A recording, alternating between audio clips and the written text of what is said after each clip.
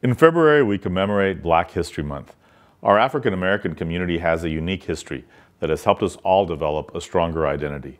Their story, from the ashes of their tragic origins, is the pursuit of the American dream. Today, I remember two Buffalo Soldiers, as the Native Americans called them, who left their footprint throughout West Texas.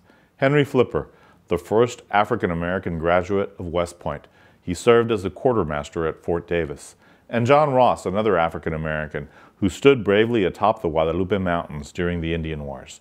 They both fought for our rights and our freedoms early in our country's history, helping to shape it.